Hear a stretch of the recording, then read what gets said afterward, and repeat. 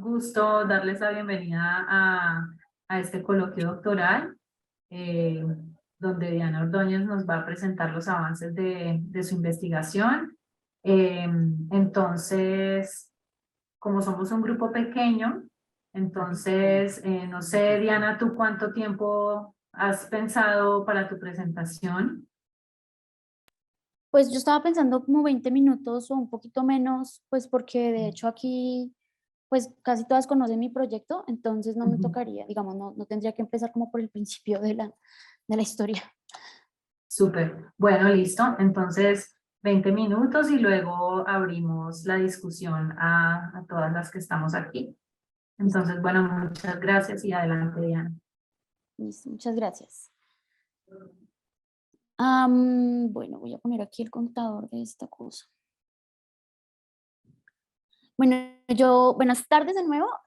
Yo les traigo en esta presentación los avances de la investigación, de mi investigación sobre museos comunitarios y construcción de paz, en este caso en específico sobre el rol de las mujeres en estos procesos. Estos son los resultados que, pues, son resultados preliminares del trabajo de campo que yo todavía estoy haciendo. Em, Sin embargo, pues hay cosas, digamos, hay efectos que yo ya he notado con bastante regularidad y por eso es que, digamos, he logrado como concretar más o menos un documento que reúne estos hallazgos preliminares y que me dan de cierta forma una dirección sobre la discusión teórica. De todas formas, yo pues hago como la advertencia, no estoy, digamos, estoy todavía descubriendo cosas, estoy tratando de conectar un montón de resultados que tengo con la teoría y claramente como sigo en trabajo de campo, hay unas cosas que apenas estoy como tratando de decantar. Am, de todas formas, como les decía, este es un trabajo con el que yo ya llevo un año más o menos, un trabajo de campo más o menos de un año, sobre todo este último semestre ha sido el más intensivo. Entonces, como les decía, este texto, lo que vamos a ver hoy es la parte de la investigación que tiene que ver específicamente con el rol de las mujeres y los museos comunitarios de memoria y un tema de construcción de paz que ha sido recurrente pues precisamente en los resultados de la investigación. La construcción de paz no era una categoría que yo tuviera al principio de la investigación, pero ha surgido, digamos, lo que yo me he dado cuenta es que es ineludible particularmente y que el enfoque precisamente de las mujeres pues da unas luces muy interesantes, no solamente pues no solamente lo que me informa a mí para la discusión, sino lo que yo puedo aportar en términos al debate, al debate y a la literatura.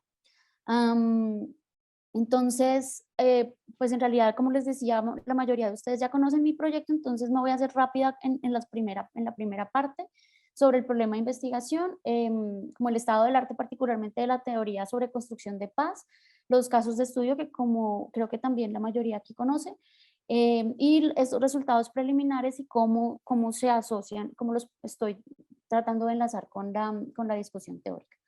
De nuevo, mi objeto de mi problema de investigación grande, como lo saben ustedes, son los museos comunitarios de memoria y sobre todo el rol que están cumpliendo estos museos para tramitar esos efectos de los crímenes masivos y de las violencias que han sufrido las poblaciones en donde han surgido estos museos.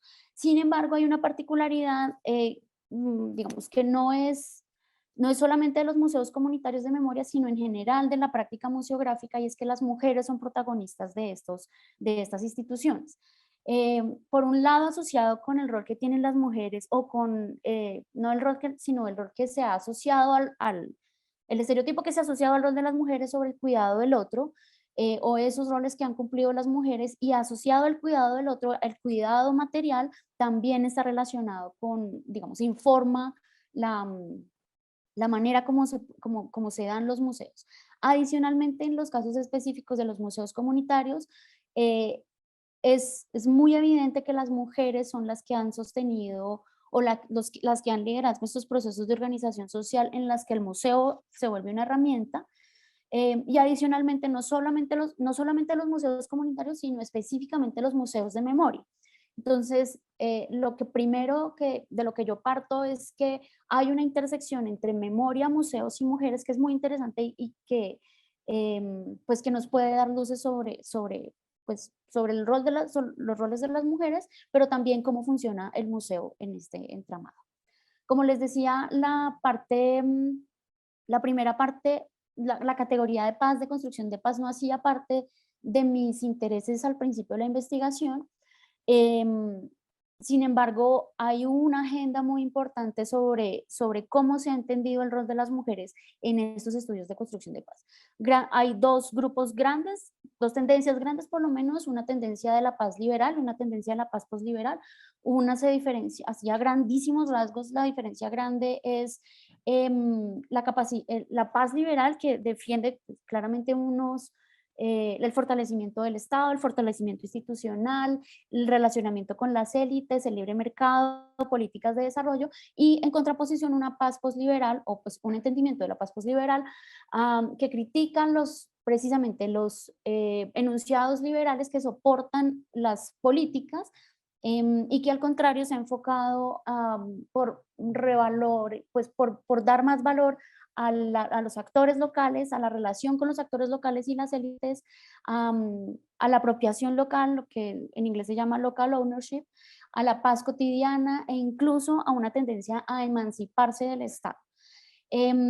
La literatura que hay en este momento sobre mujeres y paz está más alineada con los ideales de la paz liberal, o por lo menos en ese entendimiento del fortalecimiento del Estado y las instituciones, y hay tres grupos grandes en los que uno puede identificar cómo se han estudiado las mujeres.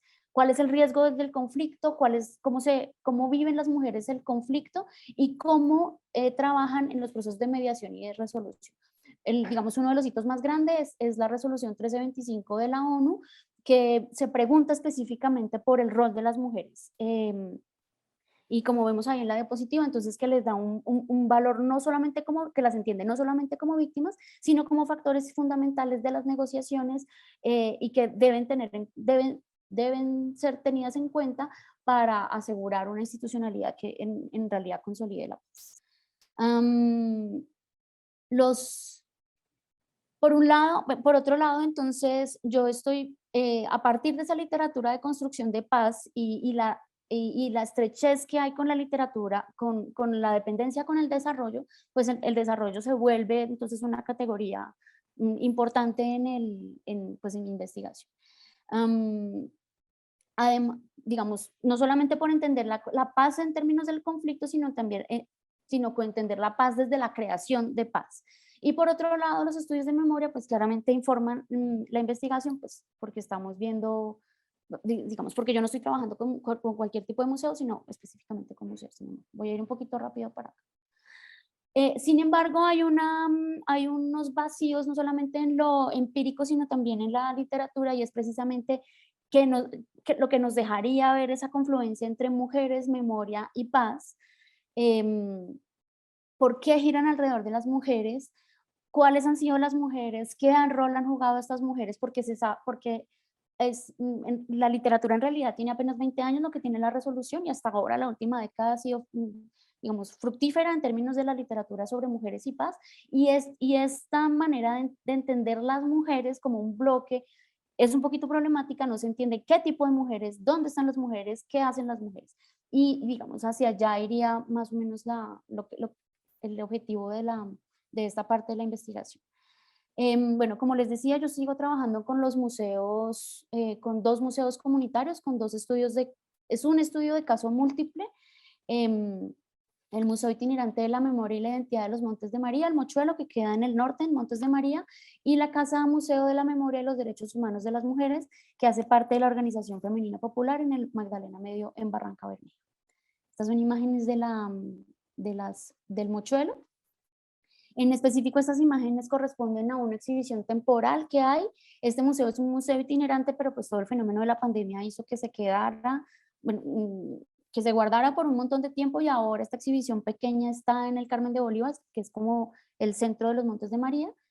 Y estas son las imágenes de la organización de la Casa de la Memoria y de la OFP en Barranca Bermeja. Entonces ya como para entrar en materia sobre los resultados, sobre como las cosas que yo he estado detectando como con mayor regularidad. Bueno, hay que aclarar es que a pesar de que los dos museos los dos museos se comportan de manera particular, claro, pues debido a las particularidades de cada región. Sin embargo, hay unas regularidades entre ellos, no solamente por los efectos de la violencia estatal, que ha sido tan marcada en estas dos zonas, sino digamos, por cómo se han comportado en términos de su devenir como museos, ¿no? Ambos hacen parte de organizaciones consolidadas de más de 30 años, las dos lideradas por mujeres, claramente la OFP siendo la organización de mujeres más antigua de Colombia, y aunque el colectivo no se declare una organización de mujeres, pues es innegable que las mujeres han estado a la cabeza de la organización y el trabajo con las mujeres es fundamental hoy, no solamente para el museo, sino en todo el trabajo del colectivo. Entonces, lo que yo estoy tratando de hacer es ver regularidades en los dos museos, y lo que les traigo es precisamente esas dos regularidades. Entonces, la primera, claramente, es que el desarrollo hace parte de las temáticas de las museografías. No solamente es una categoría con la que yo entro por estar en un doctorado sobre estudios sobre desarrollo, sino que el desarrollo es una palabra clave en el contenido de las narrativas, sobre todo la crítica de cómo el desarrollo no ha sido funcional para las comunidades y al contrario ha sido la fuente de violencia o está asociado a las fuentes de violencia que ha afectado a las dos regiones. Claramente en Barranca Bermeja, esa es una imagen de un audiovisual en la OFP en Barranca, claramente en Barranca asociado a la extracción de petróleo, a toda la industria petrolera, y en Montes de María, asociada a la vida campesina, ¿sí? Al despojo de las tierras, a los desplazamientos masivos por acaparamiento de tierras, a la colonización agraria desde el siglo XIX con el tabaco y luego con el algodón y hoy en día con la teca y la palma de cera. Entonces hay unas regularidades de cómo el desarrollo precisamente y los factores económicos son una de las problemáticas más importantes que se desarrollan en las museografías. Y una de las regularidades que les mencionaba es que, por ejemplo, las líneas de tiempo comparten un marco temporal, valga la redundancia, muy parecido, que empieza en 1920, 1930 más o menos hasta hoy en día. Entonces más o menos son los mismos 100 años que cubre tanto el Mochuelo como la OFP, en la que hay tres regularidades. De nuevo, la mención de los modelos económicos neoliberales que causaron, pues que determinaron la vida en esta parte de regiones, eh, los fenómenos de asociación colectiva que respondieron a estos fenómenos pues a estos fenómenos a estas particularidades del desarrollo económico. Entonces, los sindicatos, las movilizaciones obreras, las movilizaciones juveniles, las huelgas, los paros cívicos, todo hace parte, digamos, está entrelazado con el entendimiento del desarrollo como parte estructural. Y particularmente los efectos victimizantes y los efectos violentos que sufrieron las personas asociadas a estas movilizaciones y en general la población. Entonces digamos, esos tres factores coinciden en los dos museos, de nuevo haciendo la salvedad de que por un lado está el énfasis en el petróleo y por el otro está el énfasis en la tierra en Montes de María. Por otro lado, entonces lo que me interesaba ver era cómo las mujeres eran representadas en las museografías y en estos contextos. Entonces yo lo que logro organizar son tres grupos más o menos de cómo las mujeres aparecen. Por un lado son las mujeres lideresas a las que se refieren los museos, es decir, en el que la museografía narra la vida de una mujer. Felicita Campos, Ana Julia Guzmán, que son lideresas campesinas de Montes de María, pues 80, 100 años atrás. Las mujeres con las que trabajan hoy en día las mujeres, es decir, las mujeres campesinas, las mujeres empobrecidas, racializadas, tanto de Montes de María como de Barranca Bermeja. En otro grupo más o menos están las mujeres lideresas de estas organizaciones de la sociedad civil que impulsan los museos. Entonces están las mujeres de la Organización Femenina Popular, como les decía, que es una organización que acaba de cumplir 50 años, y el colectivo que, de nuevo, no se declara una organización de mujeres, pero en la que las mujeres son las que están liderando no hoy en día, sino desde siempre, desde su inicio. Y hay otro grupo que yo he identificado, que son las mujeres que colaboran con el museo. Incluso yo hago parte de ese grupo porque parte de la metodología ha sido que yo no solamente vaya a hacer entrevistas, sino que yo me haya integrado a los grupos de museografía, los grupos de investigación, que yo haya sido talleristas hombro a hombro con las mujeres. Em, entonces, en ese grupo de colaboradores pues hay unas académicas, investigadoras, voluntarias, que aunque no hacen parte de la región, pues claramente movilizan pues unas narrativas, unas formas de ser de los museos. Digamos que los dos primeros grupos de las mujeres lideresas, las mujeres con las que se trabaja en el museo y las lideresas de las organizaciones de los museos, tienen unas características y es que son de las regiones, son una región marcada por el mestizaje entre grupos indígenas, entre grupos afro, son mujeres empobrecidas, son mujeres que trabajan en el campo, que son profesoras, que son amas de casa. Entonces, digamos, este es uno de los primeros resultados que tiene que ver con cuáles son las élites a las que se refiere la literatura de construcción de paz, o cuáles son las mujeres que en realidad están construyendo la paz. Y en este caso hay un tipo de mujeres que no hacen parte de la élite blanca entre comillas, que participan digamos, en entornos institucionalizados, sino que más bien están en entornos privados, cotidianos incluso, digamos que están en el día a día como en este proceso pues, de lograr una convivencia más pacífica. Por otro lado, también me interesaba cómo se ven las mujeres y cómo se representan las mujeres. Y claramente aquí hay una distinción no una distinción, hay una, digamos, siempre hay una dualidad entre mostrar los efectos victimizantes, los asesinatos selectivos, hay un énfasis específico en las violencias sexuales y basadas en género, en la persecución política que sufrieron estas mujeres lideresas de la NUC, por ejemplo, el desplazamiento, la desaparición y la estigmatización, de hecho, por ser lideresas, por defender la tierra. Pero por otro lado, también las mujeres se muestra su liderazgo en las organizaciones campesinas, en las organizaciones juveniles, se declaran abiertamente pacifistas y antimilitaristas, se declaran en acción colectiva, es decir, como parte de asociaciones, de movilizaciones colectivas, herederas de tradiciones culturales, por ejemplo, en Montes de María sobre la tradición material del trabajo en la tierra, por ejemplo. Y hay un aspecto, y es que hay una sala, por ejemplo, en Montes de María que se llama Más allá del dolor. Sí, entonces siempre hay una narración que describe lo doloroso de toda la violencia, pero siempre una mirada hacia el futuro, una mirada que busca pues pues cómo lo han superado. La otra pregunta que a mí pues, que surgía, pues, que surgía y que además me responde el mismo museo, y es es el para qué de estas memorias. Si hay un asunto que se repite en los discursos, no solamente del museo, sino de ellas pues, en el proceso de la organización más amplio, y es la búsqueda de un sujeto político, de una sujeta política. Y yo les preguntaba, bueno, ¿qué se entiende, cómo se traduce ese sujeto político? Y básicamente es la participación en la toma de decisiones. Es tener una voz propia, o no solamente amplificada, no solamente una voz propia, sino una voz amplificada, y ese sería el ejercicio del museo. Un trabajo de autonomía que no las asocia o que las desmarque del proceso de construcción estatal de alguna forma, pero que les permita interactuar con otros grupos, por ejemplo, en la cooperación internacional que ha sido tan importante para el sostenimiento de los grupos. Sin embargo, el museo y ellas mismas reconocen que los museos son una dimensión simbólica que no puede suplir, digamos, las violencias estructurales, las amenazas directas, la enorme inequidad pues por la que se sigue caracterizando estas zonas. Y hay un asunto que ha emergido últimamente, y es este entendimiento de cómo ya hay una paz firmada, de cómo ya hay un acuerdo, la memoria ya no tiene tanta relevancia, como que incluso la memoria, cuando se vuelve en contra de ellas y cuando se habla de memoria, persiste la amenaza.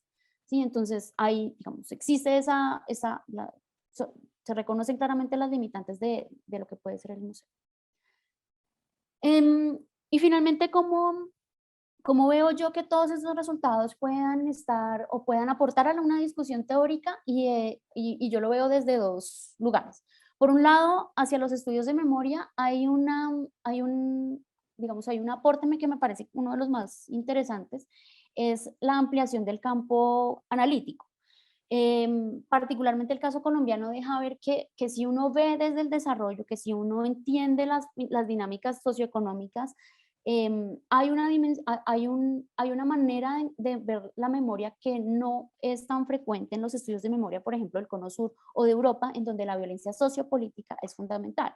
Y los factores económicos le dan un giro muy importante y ese lente desde el desarrollo pues permite ver cuáles son esas particularidades. Otro asunto, y es que en esas miras de si la memoria sigue siendo funcional, ¿para qué nos está sirviendo la memoria?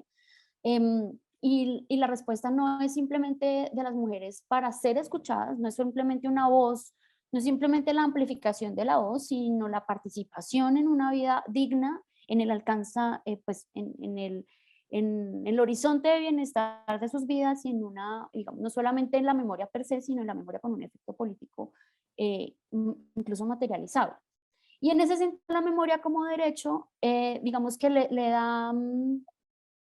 le cambia la dirección de lo que se ha entendido como memoria, como deber del Estado, y se relaciona más a cómo la memoria puede ser un derecho que precisamente materializaría ese camino hacia la convivencia pacífica y hacia una vida más digna.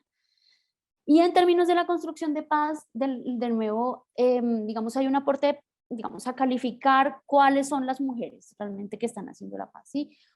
De nuevo, la incidencia que han tenido estas mujeres de clases empobrecidas, populares, campesinas, negras y mestizas, en entornos que no están institucionalizados, por ejemplo, como en las negociaciones de los acuerdos de paz, sino que son entornos más cotidianos, que se distancian precisamente de ese ideal liberal del fortalecimiento estatal para alcanzar la paz, sino que al contrario, el horizonte de la paz es una convivencia, pasa por alcanzar primero el bienestar, y bueno, de nuevo, pues estos lugares de enunciación que no son, que son más, arrancan en lo privado precisamente, pero no se desligan precisamente del asunto, pues de la aspiración liberal, de la aspiración estatal.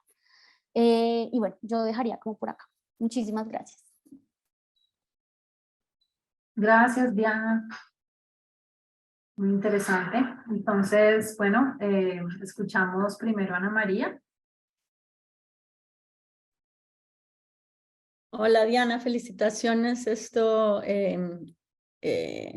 Me encanta leer esto porque realmente ya se va como tomando relieve tu trabajo y mucho más independiente de la teoría que habías estado estudiando, y me parece que ya está cogiendo un rumbo donde los casos son los que guían la teoría y no al revés. Entonces, mil felicitaciones.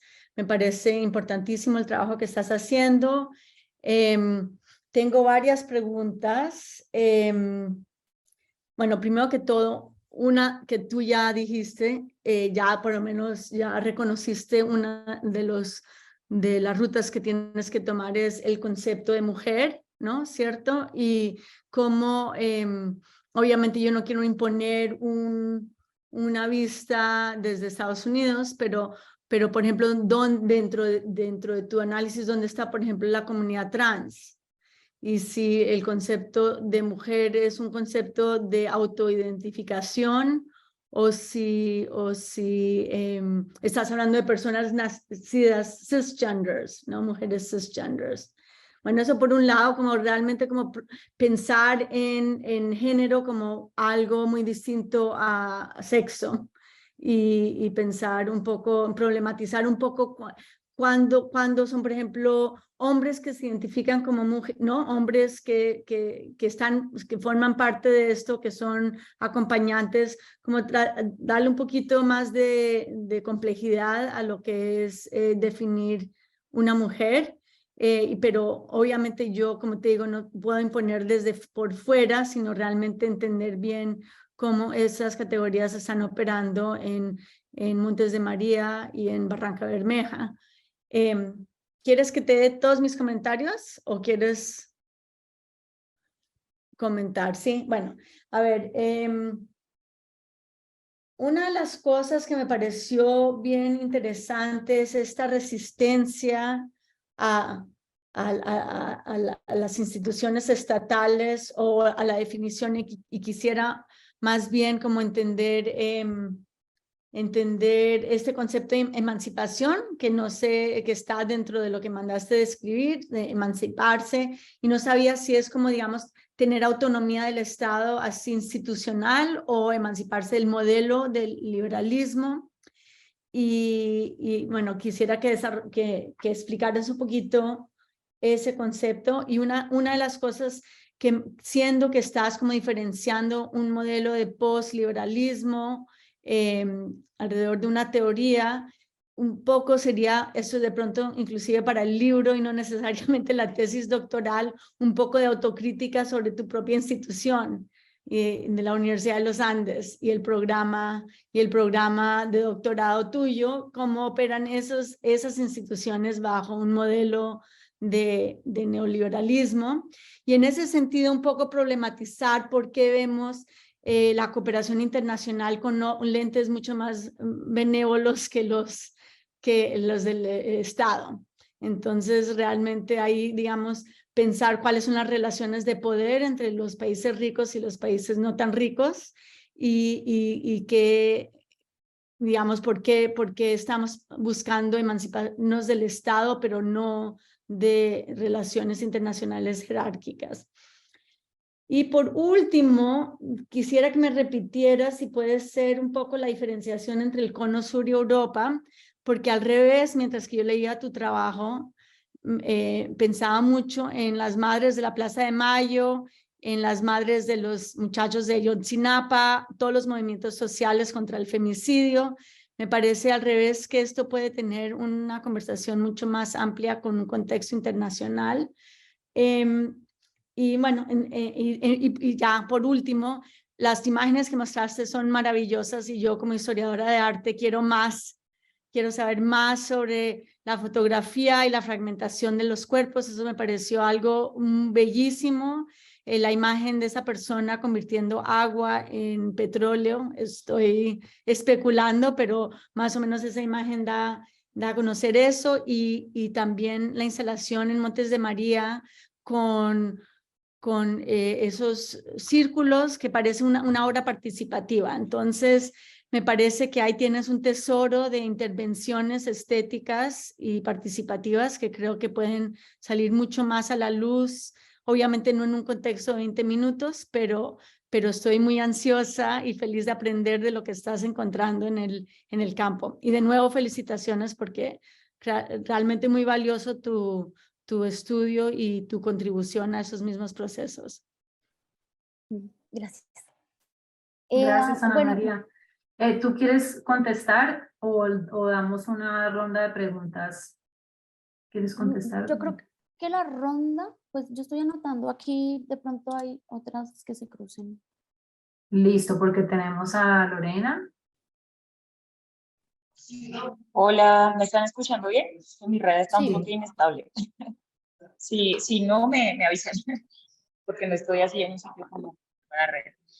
Diana, primero que todo, felicitaciones. Está muy bacana tu trabajo, está muy chévere este lugar que le das a las mujeres, es cierto, en términos de cómo ellas resisten, ¿cierto? Porque esto, cómo ellas toman también estos espacios institucionalizados para resistir estos entornos violentos. Es que te felicito, me parece interesante ver un poco como dos observaciones que quisiera hacer, bueno, tres tal vez. La primera, yo leí tu documento, me gustaría más que todo entender cómo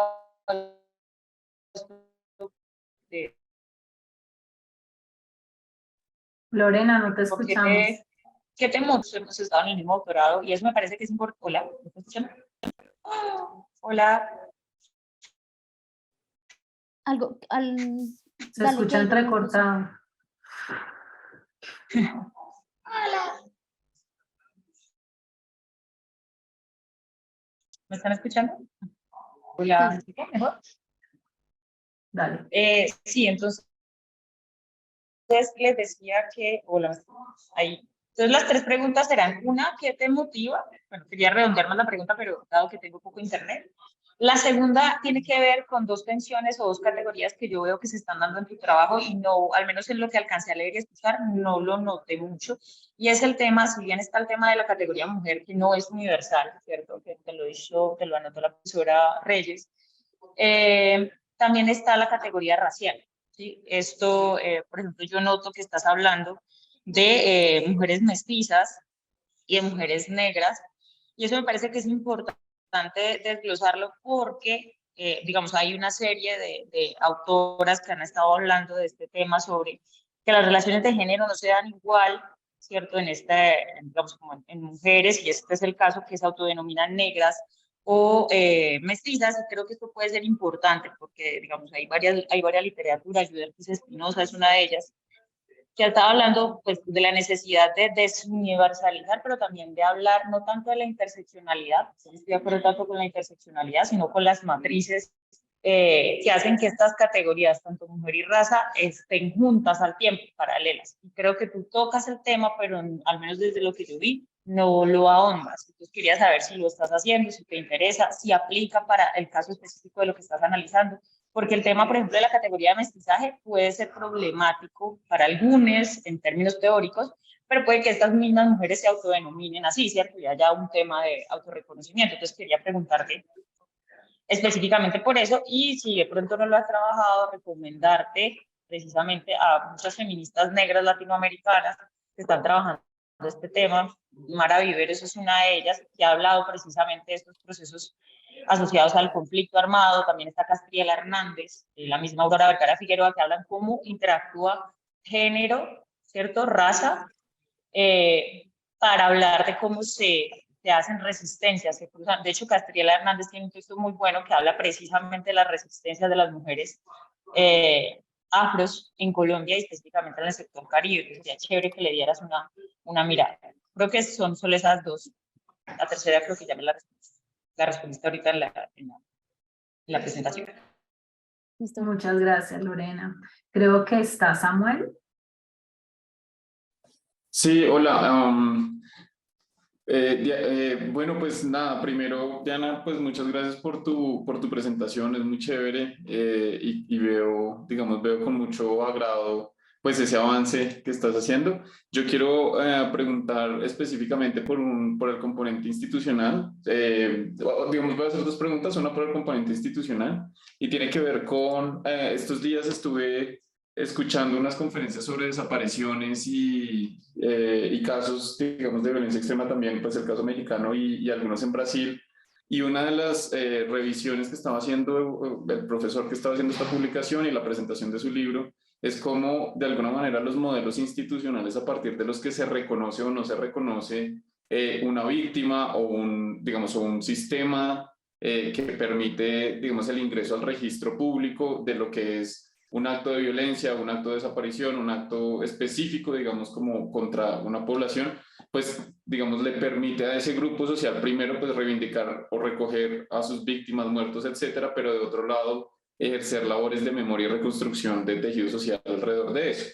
Entonces, yo quisiera saber si eso hace parte, o sea, digamos, si estás considerando ese tema de la entrada en la legibilidad del Estado o de las instituciones en la memoria, porque te escuché, o entre líneas escuché que hay una insinuación de que por lo menos eso sí está ocurriendo en el movimiento de memoria, y es reconstruir una memoria de gente que quizá no está en esos registros, o de acciones que quizá no están en esos registros. Y también, pues eso, obviamente no tienes que hacerlo, pero quizá también esté en ese diálogo con la literatura sobre...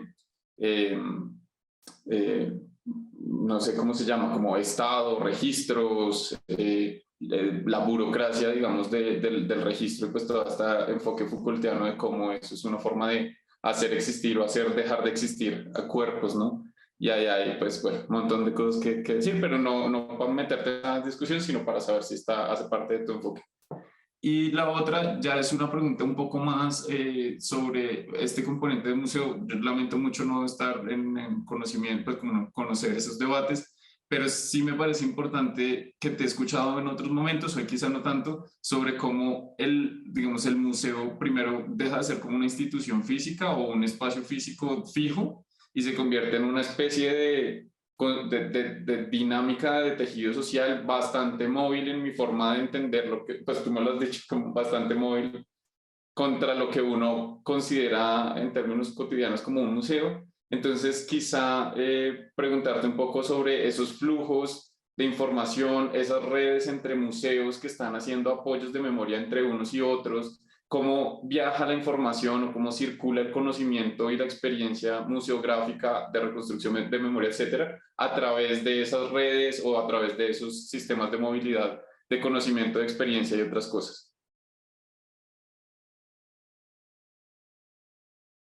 Gracias, Samuel. Samuel.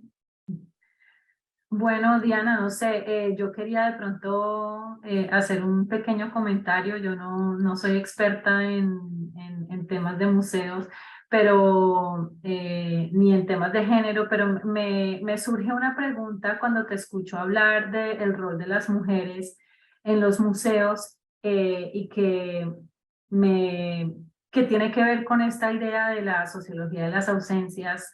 Y es que queda oculto cuando hablamos de ese rol de las mujeres en todos esos ámbitos que tú mencionaste. Y me pregunto eso porque en estas regiones, pues muy seguramente los hombres también han sido víctimas y muy seguramente la,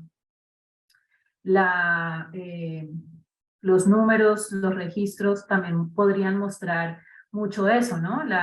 Como la demografía de la violencia.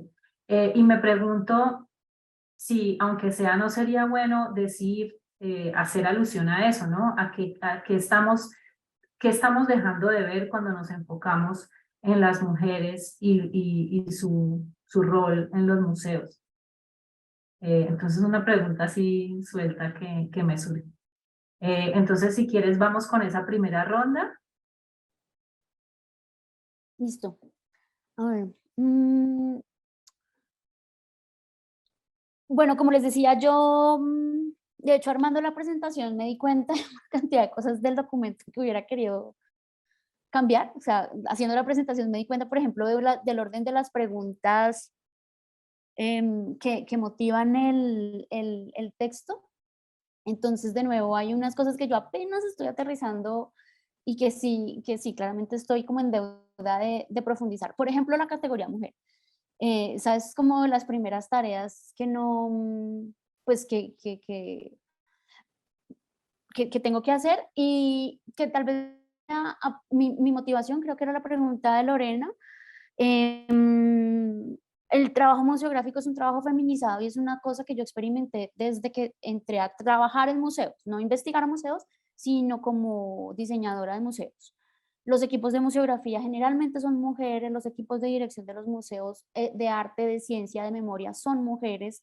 Y era un asunto que yo vivía, he visto y he vivido hace 15 años. Entonces, la motivación de por qué mirar a las mujeres es porque es un asunto que yo he vivido en mi experiencia profesional y que sigo viendo además en estos museos que son representativos, ¿no? Hay otra cosa de la que yo no estoy hablando aquí y es el espectro de lo que se entiende como un museo comunitario y como un museo comunitario de memoria. Ahí uno puede encontrar museos comunitarios que son una pared con la pared de una casa, de una familia que lo invita a pasar a uno a ver fotografías de una persona desaparecida, de una persona asesinada, etc. En versus unas organizaciones como estas, como el Mochuelo y la OFP o la Casa de las Mujeres, que son edificios, empezando por ahí. Claramente yo me distancio de esa categoría del museo como edificio, pero hay una infraestructura material que no se puede negar y hay un alcance que han tenido estos museos muy significativo. Entonces, particularmente, cuando yo veo que mi experiencia hace 15 años haciendo museos se repite hoy en día en estos paradigmas, digámoslo así, pues es un asunto que salta y que a mí claramente me invita a ver por qué pasa lo que pasa, por qué las mujeres son tan importantes. Y de nuevo, y ahí sí tal vez asunto de la raza, de la discusión sobre el cruce entre mujer y raza, pues también es un asunto al que apenas me estoy enfrentando, y ahí hay una cosa muy particular, y es un asunto del que yo no me doy cuenta, sino hasta cuando soy tallerista, por ejemplo. Porque así, de nuevo con de los asuntos de la cooperación internacional, una de las infraestructuras de la cooperación son las listas de asistencia. Entonces yo he estado en talleres en las que se llenan 3 o 4 listas de asistencia, en las que se pregunta cuál es cómo se autorreconocen las personas. Y he visto mujeres, evidentemente, pues que su color de piel es negra, y que no se reconocen como afro, y que a veces no se reconocen como mestizas. Entonces ese es un asunto que apenas yo estoy tratando de entender, y que además no es homogéneo. Uno no puede llegar, por ejemplo, a Cartagena o a Montes de María o a Barranca Bermeja, y eso no pasa es diferente en cada grupo. No es que en Cartagena pase una cosa, en Montes de María otra, sino que hay unas mezclas muy, muy interesantes en cómo se reconocen las mujeres. Y el otro lado están las que cuando uno les pregunta, si ellas dicen con una felicidad enorme, dice, yo soy negra, ¿sí? Entonces, ese asunto de la raza y el género es un asunto precisamente que también, que sí estoy en deuda. La emancipación. Yo creo que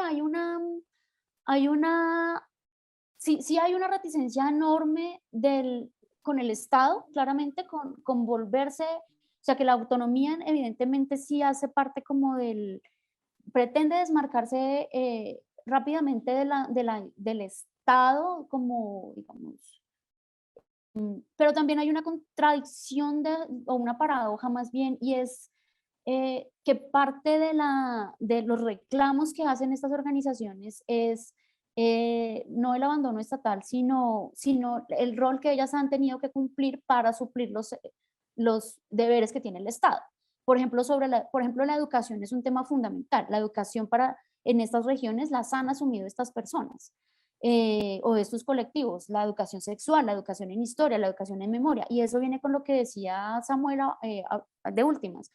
Una de las cosas más interesantes y más impactantes, de hecho, del mochuelo, es que estas personas hicieron una investigación de 10 años, desde 2009 más o menos, y ellos tienen un registro de 140 masacres, 3.500 personas asesinadas, 600.000 personas desaparecidas. En comparación, las cifras de ellos duplican o incluso triplican los datos que tiene el Centro de Memoria Histórica, el Estado, la Fiscalía, el Registro Único de Víctimas, etcétera, etcétera. Y lo más interesante y impactante también es que ellos han colocado cada una de esas víctimas en un árbol. En la museografía hay un árbol con los nombres de las personas, y estos nombres no aparecen en los registros oficiales. Entonces, claramente pues, no solamente hay un ejercicio, una búsqueda de la emancipación, sino que se basa en el reclamo de cómo es que ellos, cómo ellos han asumido realmente esa labor de investigación, de búsqueda e incluso de reparación simbólica, porque los familiares van al mochuelo a mirar dónde están sus desaparecidos.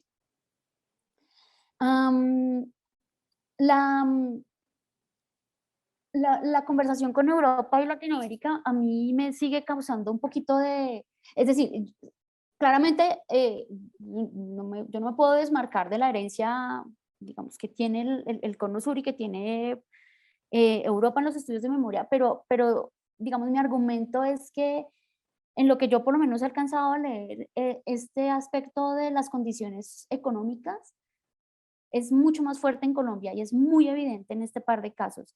Y yo no lo he visto tan evidente con Alemania, con sí, la violencia política en Argentina, con las dictaduras en el Cono Sur, etcétera, etcétera.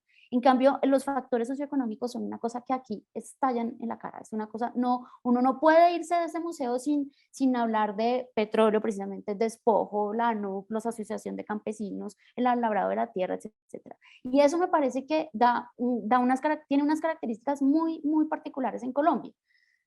Claramente pues eso es un entramado. Uno no podría decir, no, es que claro, aquí solamente lo económico explica la violencia, sino que esa particularidad de Colombia yo no la he visto en el resto de literatura, y hay un diálogo, pero me parece que estos par de casos son muy, dicientes precisamente sobre, sobre ese aspecto que a mí me parece descuidado, no descuidado, mejor dicho, que no sale en otros casos.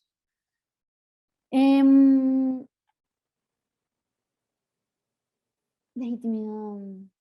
Ay, los hombres, sí. Pues en el mochuelo es donde más es más evidente eso, y a mí también me ha como costado un poquito esa reflexión, y es porque a pesar, y ellas lo dicen, esta no es una organización de mujeres porque aquí en Sucre tenemos una organización de mujeres y no queremos competir, pero uno ve, las directoras son mujeres, con las que trabajan son mujeres, y hay hombres, sobre todo jóvenes. El mochuelo tiene una particularidad, es que son grupos de mujeres y grupos de jóvenes.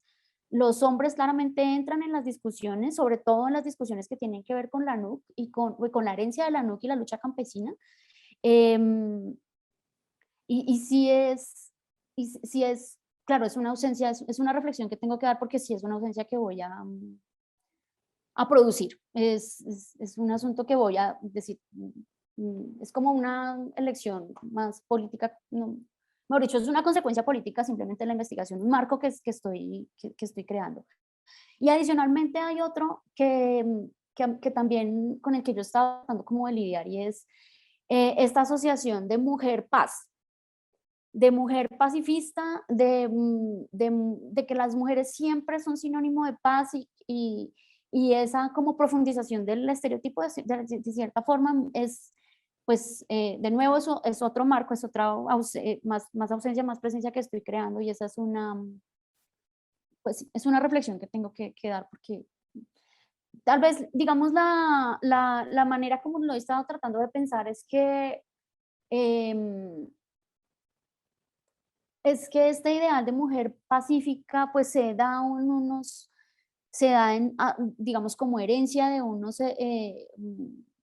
entendimientos de la mujer liberales, más o menos, humanistas, modernistas, como muy eurocéntricos, de hecho. En cambio, y el cuidado, mejor dicho, hay un asunto que yo no desarrollé aquí, es, bueno, hay otra cosa que se liga con eso que estaba tratando de decir, y es, hay muchas cosas que no van en este artículo, sino que yo quiero dejar en otro artículo, que es básicamente el museo como infraestructura de la memoria, es decir, la red de actores, la cooperación internacional, la relación con con la institucionalidad, de la manera como como el museo cuida y las mujeres cuidan. Entonces esa relación de la mujer cuidado, paz, pues de nuevo, es un asunto que yo todavía sigo como pedaleando, pero que me parece que se puede solucionar por esa problematización de cómo el ideal liberal o eurocéntrico sigue marcando digamos, esas son las que han marcado esas asociaciones. Y no sé si respondí. Ahí hay unas cantidad de cosas en el chat. Sí, hay un montón de sugerencias que te hace Lorena, algunas reflexiones que hace Lorena también, muy chéveres ahí. Entonces le damos la palabra a Juliana. Vale. Hola, Diana. Bueno, felicitaciones por tu presentación. Yo te quería hacer, bueno, sabes que no soy experta en temas de museo, pero te quería hacer dos preguntas. A mí me pareció muy interesante lo que mencionaste sobre las regularidades o los patrones que encontraste entre los dos casos. Pues, por ejemplo, de Salas, la centralidad del tema del desarrollo y la temporalidad, por ejemplo, esto de los 100 años. Y me preguntaba si te estabas preguntando por las causas detrás de estas coincidencias o regularidades en los dos casos. Y si te estás preguntando por qué puede dar lugar a esas regularidades, y si ya tienes como algunas hipótesis o como algunas ideas sobre eso, si de pronto nos podrías contar un poco más. Me parece muy interesante. Y lo otro es sobre, bueno, cuando planteas la comparación entre lo que ocurre en los museos en Colombia en relación con otros museos en América Latina y en Europa, y mencionas que en Colombia el tema socioeconómico es muy fuerte, también me preguntaba si crees que esta centralidad de lo socioeconómico también la vas a encontrar en museos que que de pronto están ubicados en ciudades principales. Entonces, por ejemplo, Medellín o Bogotá, si crees que también en este tipo de museos vas a encontrar que lo socioeconómico, sí, las condiciones económicas, los modelos de desarrollo son tan fuertes dentro de los temas o dentro del trabajo del museo. Serían esas dos preguntas. Las causas de las irregularidades. No, ciertamente, es decir, no las he explicado. Yo sí son evidentes, y en ese momento no sabría explicarlo porque en las primeras, digamos, en Barrancabermeja está asociado directamente a la entrada de la extracción de petróleo, de la Tropical Oil. En cambio, en Montes de María está asociado a los primeros movimientos, o digamos, la línea de tiempo empieza con el surgimiento de las asociaciones campesinas, con el trabajo, por ejemplo, de Felicita Campos. Entonces, sí habría una condición histórica que explica lo que pasa es que yo no soy experta, yo no soy historiadora, pero sí me toca ver, o sea, sí me toca investigar el principio del siglo básicamente es lo que explica eso. Sí, y la relación de Colombia con pues, el surgimiento de la industria, todo eso. Es una pregunta que yo, es decir, es una cosa que yo veo, que yo he visto, pero no he tratado de explicar y sí estoy en deuda. Y la otra, ¿cuál era? La de la regularidad. Pues eso es una cosa muy particular porque yo he recorrido otros museos aquí en Colombia y claramente la tierra, el despojo de la tierra, el problema por la tierra es un asunto fundamental en la discusión de muchísimos, de casi todos incluso. Lo que pasa es que lo que les decía, la investigación que ha hecho el Mochuelo y la herencia que tiene la OFP en identificar o asociar rápidamente el modelo extractivista con las condiciones de violencia son muy evidentes aquí. Digamos, uno va a Putumayo y claramente está relacionado con la extracción, con la coca, en Tumaco pasa exactamente la misma, pero este par de museos son muy explícitos, es más la palabra tal vez, en decir, en poner, en decir, esta es la causa. Y por ejemplo lo que pasó en Medellín, no, en Medellín yo no la vi. El Museo de Medellín se parece muchísimo a un museo de la violencia en Argentina, por ejemplo, incluso pues narrativamente hablando, no museográficamente. Uno podría poner en paralelo el de Chile y el de Medellín, hablando de los efectos, por ejemplo, la persecución contra periodistas, contra la academia, contra los sectores cultos, digámoslo así, entre comillas, y la discusión sobre la tierra no es, o sobre los factores socioeconómicos no son evidentes. Por ejemplo, en Medellín, o por lo menos en la exhibición temporal no, sino de larga duración. Puede que las temporales lo aborden, pero pues en las que yo he visto por lo menos no es así de evidente como en este par. Hay otras dos manitas.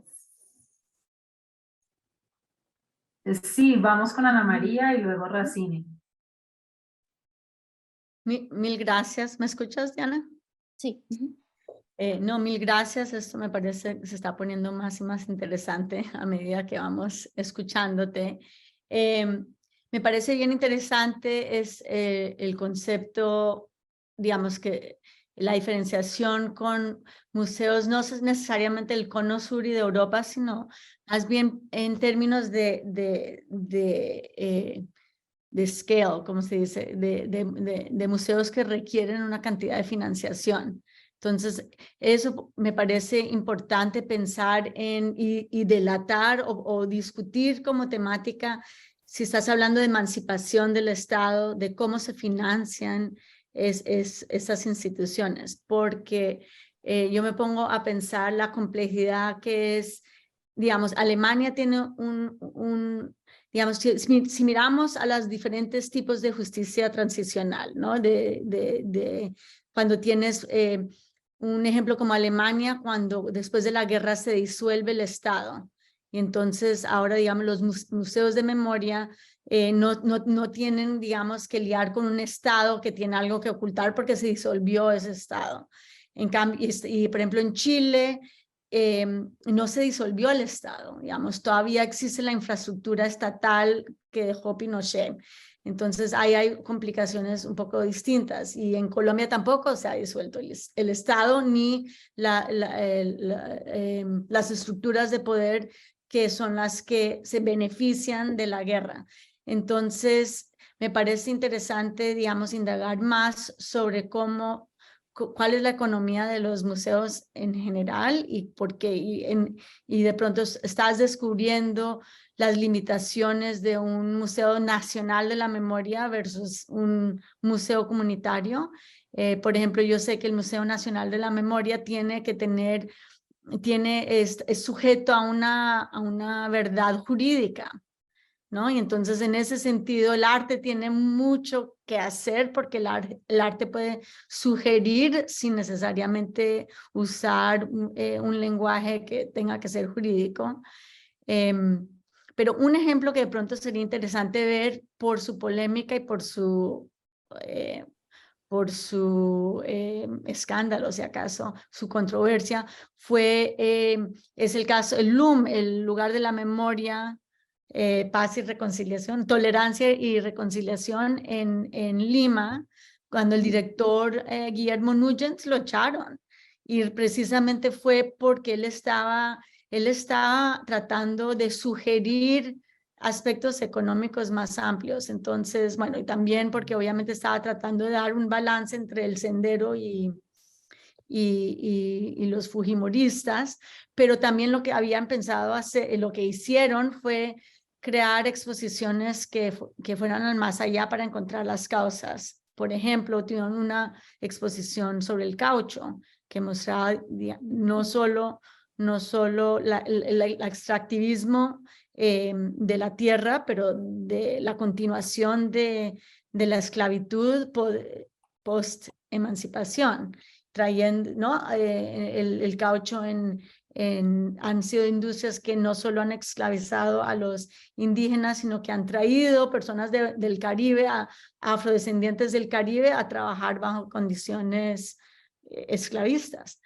Entonces, bueno, me parece interesante que vayas puliendo un poco cuál es la diferencia entre una institución comunitaria, de dónde son las fuentes de recursos, y cómo eso tal vez puede dar un panorama más amplio a los museos que requieren una cantidad de capital, ¿no? O patrocinio estatal, o patrocinio de las élites, de corporaciones.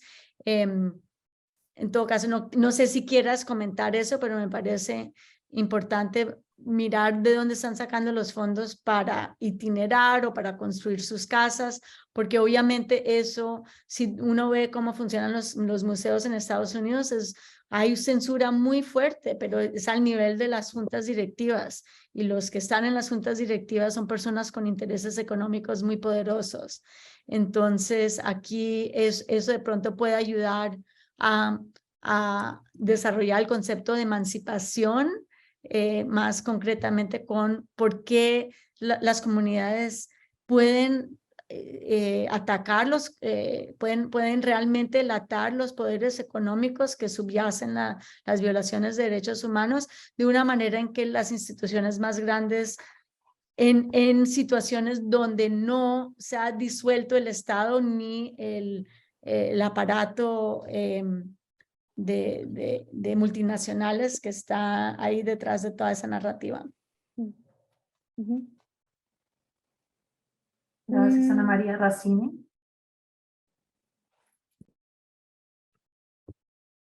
Vale, gracias y buenas tardes. Bueno, Diana, la verdad es que me alegra mucho que estés en esta fase ya mostrando resultados desde la última vez que hablamos en Bogotá. Yo solo dos cositas que tengo para para agregar y más como inquietud, es que estás planteando en qué nos falta por saber 4 preguntas, ¿cierto? En ese primer documento o avance que envía, ¿hasta dónde pretendes llegar o responder de esas preguntas? Porque en algún momento me pierdo, ¿cierto? Cuando reviso el texto y veo las 4 preguntas que son complejas y asumo que es de todo el trabajo que vas a desarrollar hasta que te gradúes, ¿no? Pero ¿cuál es el alcance en este primer momento? Y lo otro es que en la tercera pregunta estás planteando los actores locales y las mujeres, ¿cierto? Plantear la importancia de la mujer y de los actores, yo creo que sería también preguntarte, allí en la pregunta es, ¿por qué es importante la mujer? ¿Quiénes son las mujeres, cierto? ¿Quiénes son y qué rol juegan? Y también lo que yo esperaría en este momento es, bueno, ¿y por qué es importante la mujer aquí? En este escenario que es tu centro o tu objeto, o tu sujeto más importante en esta investigación. Y lo otro es el tema de los actores locales, y ahorita lo decía la profesora Ana María, es decir, aquí confluyen tantos actores y hasta dónde vas a limitar esos actores locales que terminan incidiendo en la toma de decisiones, en lo que escribió ahorita, creo que Lorena, frente a qué se decide o qué no se decide mostrar, ¿cierto? Y que otros actores locales también que tienen poder en estos espacios locales subnacionales terminan ejerciendo poder allí. Entonces, ¿hasta cuándo vas o hasta dónde vas a explicar a esos actores locales, el rol que juega el actor local también para posesionar el tema o permitirle en un momento dado que la mujer sea importante en ese escenario de los museos? Y termino con lo siguiente. Yo, como muchos de los que estamos acá, o muchas, no somos expertos, no soy experto en museo, pero qué chévere que ubicas bien el tema de los museos en los estudios del desarrollo. Es decir, arrancas con eso y precisamente eso lo muestras de salida, que a veces es la dificultad que uno tiene. Bueno, pero ¿y tu tema por qué si efectivamente termina siendo, o por qué está en este doctorado y no en otro? Es eso y bueno, felicitaciones nuevamente. Gracias, Racil. Yo, como les decía, para responder un poquito la pregunta de Ana María de la diferencia y la financiación, a mí este tema de la financiación y como de la estructura, como la red, yo le digo la red sociotécnica de los museos, quiero que sea el tema de uno de los artículos, del otro de los artículos. Yo había planteado que o que uno de los artículos fuera el museo, digamos, respondiendo a una necesidad de justicia o como una medida, como una alternativa de justicia. Pero de nuevo, digamos, lo que el campo da es que lo que es más interesante, mejor dicho, para resolver esa pregunta sobre la justicia, la pregunta que hay que resolver primero es cómo es la red. Es precisamente en dónde termina, qué significa lo comunitario, qué significa lo local, y incluso con las mujeres esa discusión sobre lo privado, que bueno, no es tanto, es más lejana esa discusión, pero esa manera como de tratar de rastrear o de construir más bien. ¿Dónde está la cooperación internacional? ¿Dónde está el Estado? ¿Dónde está el museo? ¿Dónde está la organización que sostiene el museo?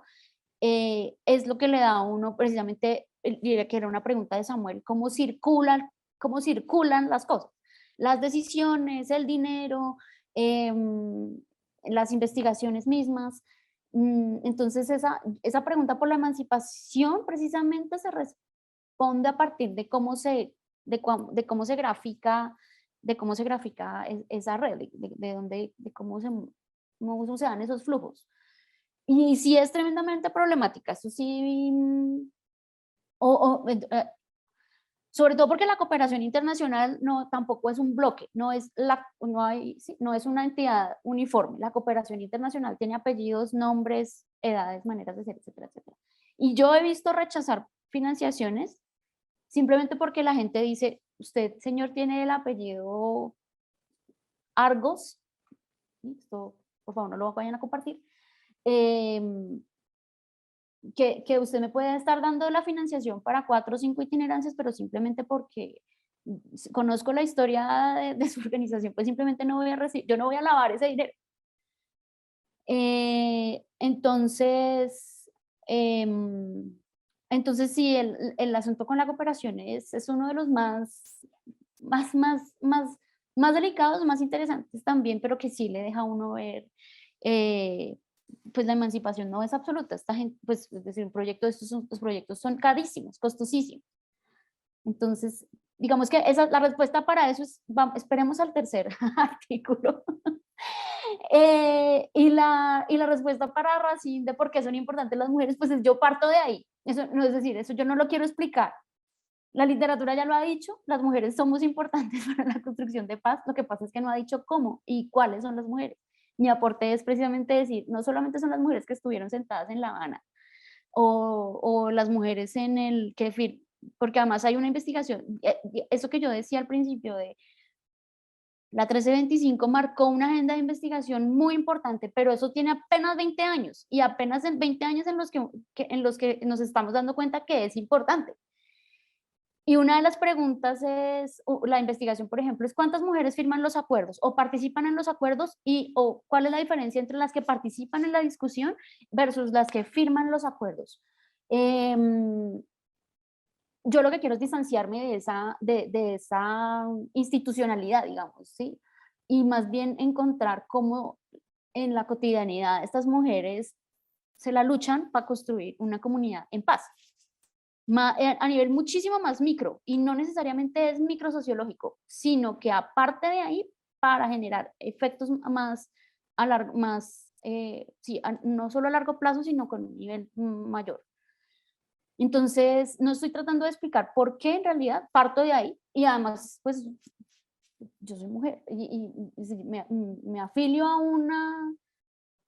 Mejor dicho, parte de la discusión tal vez que Ana María planteaba, y es que pues yo estoy jugando de insider y outsider también en la investigación.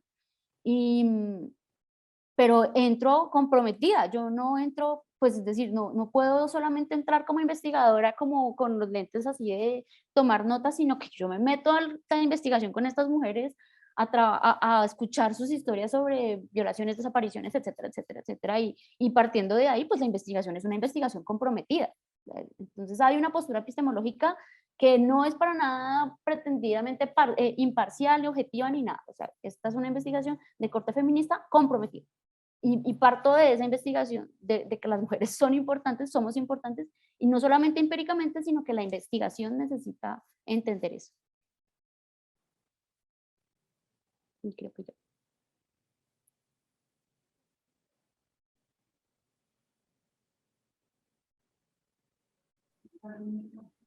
Lorena, ¿tú quieres hacer tu comentario en voz alta?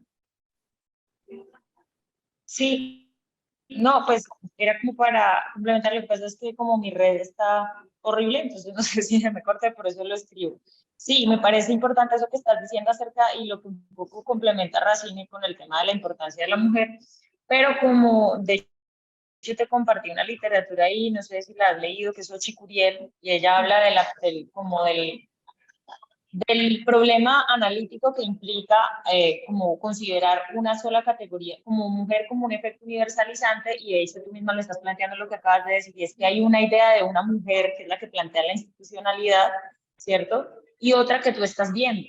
Y eso es precisamente, digamos, epistemológicamente plantea un análisis más, a mi modo de ver, un poco más profundo en términos de que tú misma lo estás diciendo, ¿cuáles son las que están firmando? ¿Cuáles son las que están acá? Y esa pregunta, que yo no sé si la quieres ahondar, como estabas diciendo que tienes los otros artículos, es importante en términos de eso que hablabas de las listas y eso, o sea, que no hay una categoría universal de mujer, ¿sí? No es lo mismo una mujer, o por lo menos como tú lo planteas ahorita, tu experiencia como una mujer blanca mestiza dentro de un rango académico que estuvo, ¿cierto?, viviendo una experiencia dentro del museo, y otra muy distinta a estas mujeres que están haciendo. Y eso es importante recalcarlo porque va a demarcar analíticamente tu investigación. Entonces, por eso era que te hacía como el apunte, y sí sería muy chévere que le dieras una mirada no solamente a los feminismos negros, sino al feminismo decolonial que cuestiona explícitamente eso, ¿cierto? Dice, ojo con el tema de que no es la categoría mujer primero, ni es ni es antigua, ni es universal, ¿cierto? Y no le toca igual a todo el mundo. Entonces, como tú estás haciendo un análisis micro, sería muy interesante que pudieras, o sea, como romper ese, digamos, en el análisis, eso que estás diciendo. O sea, ¿cuáles son las mujeres que están, de las que estamos hablando?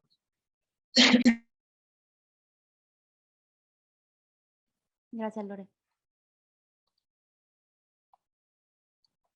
Ana María, El tienes el micrófono. micrófono.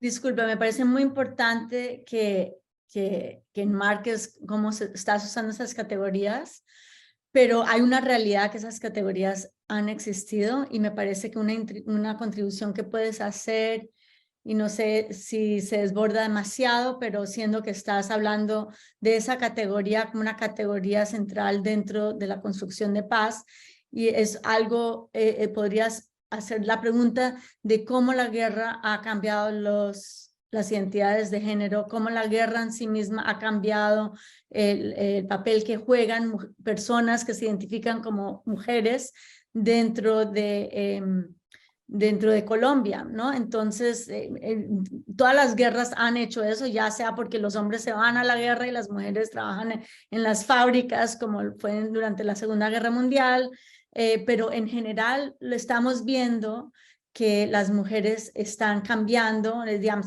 son procesos que no son exclusivos de la guerra, pero la guerra en sí ha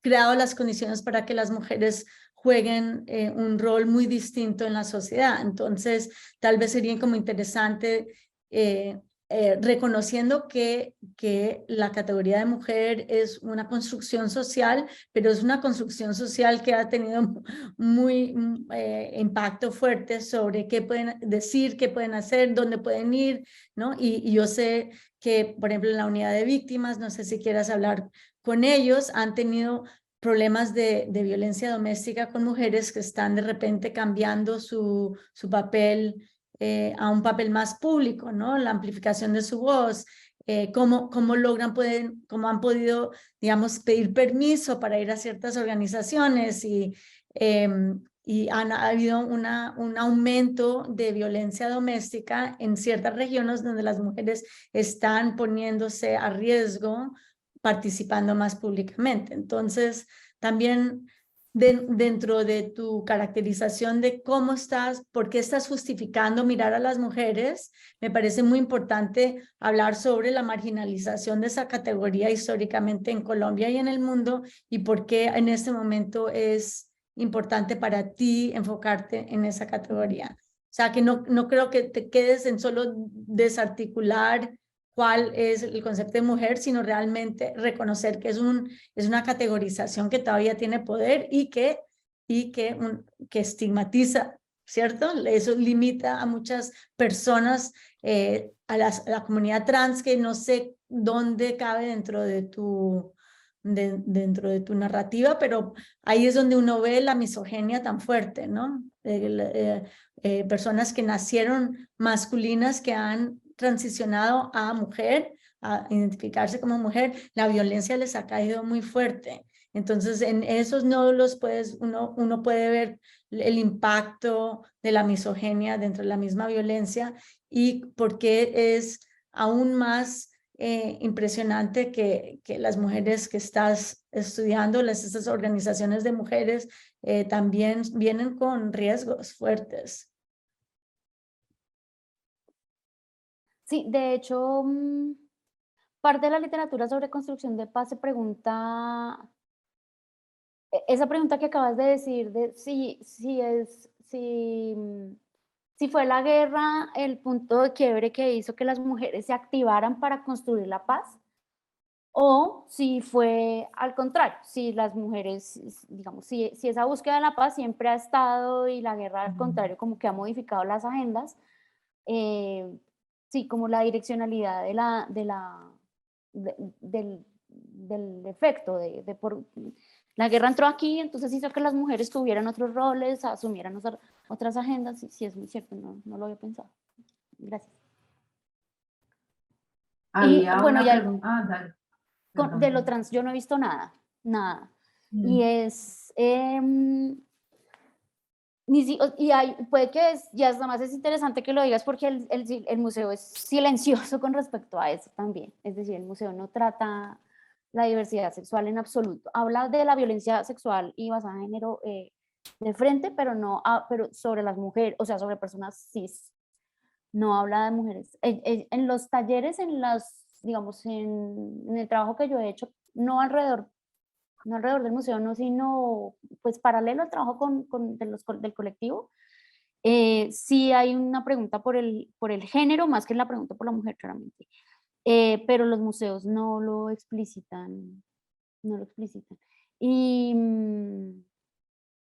yo creo que ellos tampoco lo saben.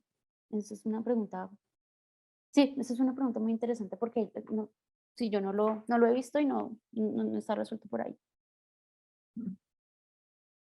Diana, perdón, me meto, ya que no hay con la mano blanca. Ay, no sé si has revisado a Judith Butler, o Butler, no sé cómo se pronuncia. Ella habla de algo que se llama la fuerza de la no violencia para referirse a las ausencias institucionales y a aquello que puede también ser violento, pero no nombrado como tal. Eso me parece que puede ser clave para tu trabajo, darle una mirada al texto de ella. Ella es como así el icono de la teoría queer y creo que te puede servir porque trabaja mucho este tema y este texto. Si no lo tienes o no lo puedes conseguir, me avisas que yo lo tengo y te lo puedo enviar. Listo, Lori, gracias. Por ahí había una mano levantada de Diana Bogotá. Sí, señora. Buenas tardes. Soy una invitada espectadora. Me presento, mi nombre es Diana Bogotá, estudiante de arquitectura 9º semestre. Está poniendo cuidado, me pareció muy interesante, me parece muy interesante la temática que están tomando.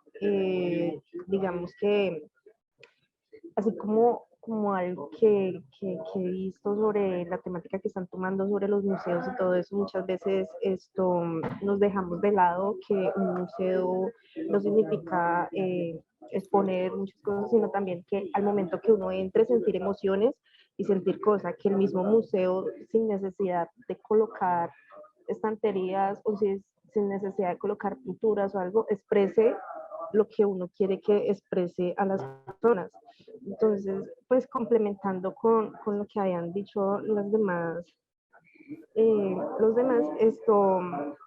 sí es bueno como digamos que muchas veces tratar de sentir lo que han sentido muchas mujeres respecto al conflicto, tratar de sentir y ver cómo uno, o sea, poniéndome en lugar de ellos, cómo yo reaccionaría, cómo lo expresaría, cómo lo sentiría, todas esas cosas, digamos que básicamente metiéndose dentro del papel para poder así mismo expresarse uno y expresar lo que uno requiere con ellos.